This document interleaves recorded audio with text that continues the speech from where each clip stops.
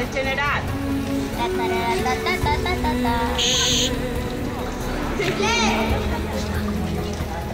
Ja han arribat els reforços.